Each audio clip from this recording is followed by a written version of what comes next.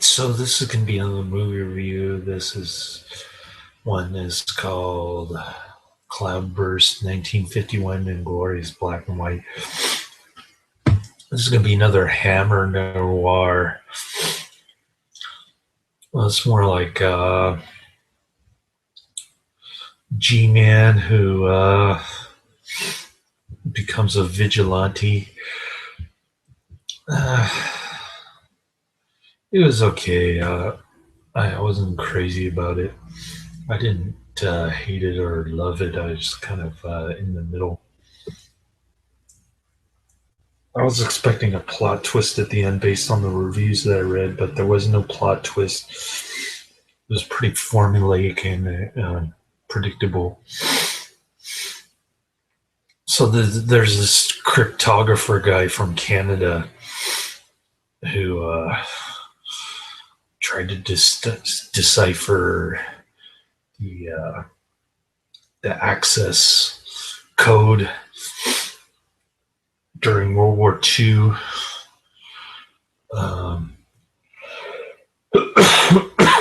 I guess he marries somebody, a woman who did the same thing. I guess she was being tortured by the Nazis, and she didn't give in, which kind of contradicts the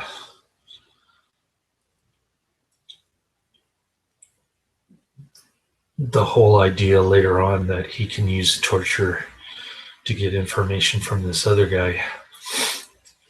So that was kind of strange.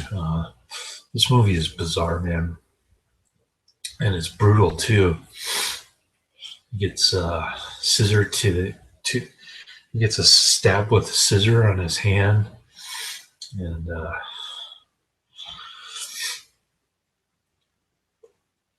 there's brutal. There's really dark and strange scenery. I guess they're in Windsor, which is far away from London, in the countryside somewhere. Driving these old 40s cars. I guess by this time, Great Britain isn't doing too well. The only decent jobs are government jobs and whatnot. So he's doing pretty well as a cryptographer. I don't know why they need him after World War II. I guess after World War II, not only the United States, but this particular country was in a state of perpetual war for the next 60, 70 years. In any case, so I guess he's trying to decipher some Japanese code because they want to hang some Japanese dude for World War II crimes. Why? I have no idea. But anyways,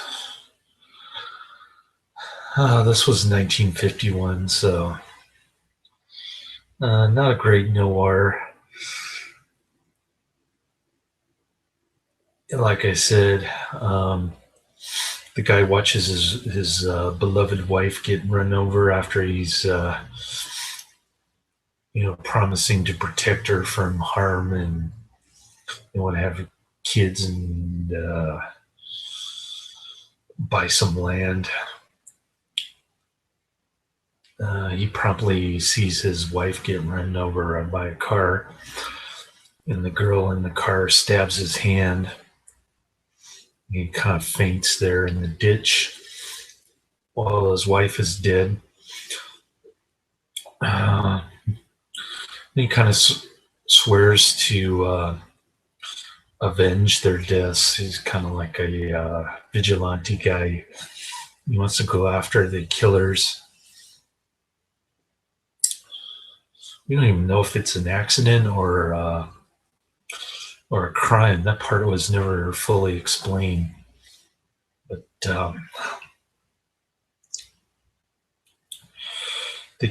from what I gathered watching the movie, they were just reckless drivers, and I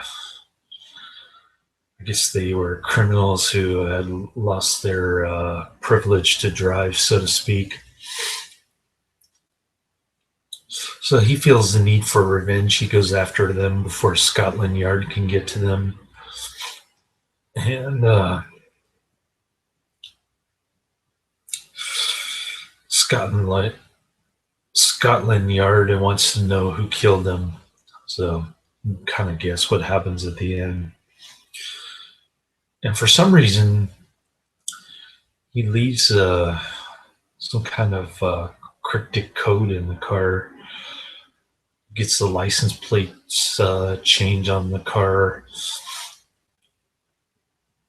and he runs over the guy who ran over his wife, which is kind of an interesting form of revenge. After he tortures him and gets information from him, I never thought torture was an effective way of getting information, but sort of contradicted his wife's immunity to torture. I don't know why the reckless driver wasn't immune to it, but I guess they're trying to say that he was weak-willed and low-life guy.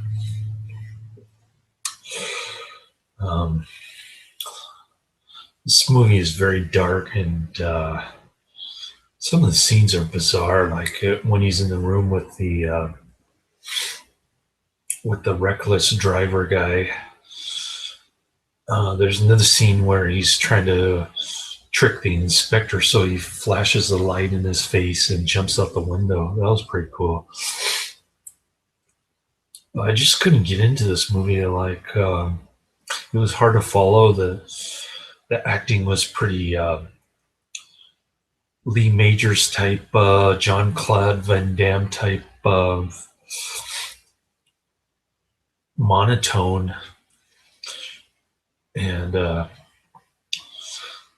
that's why I couldn't really say that I liked it. I mean, it was okay. It was entertaining, mildly entertaining, but the story wasn't that great. The acting wasn't that great.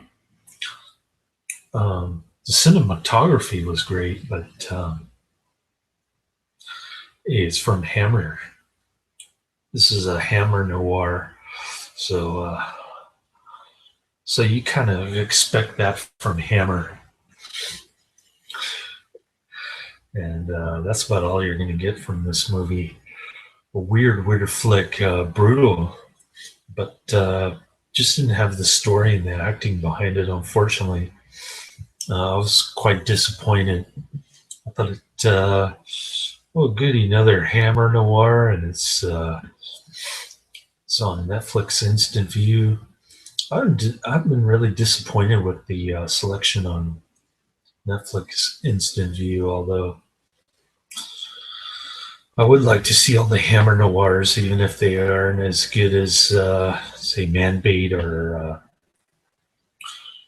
Bad Blonde, those kind of noirs. But well, there's another one that I recently saw. I can't remember the name of it, but anyways,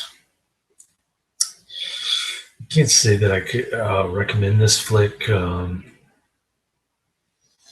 It's about on par with the rest of the Netflix instant views that I've been watching.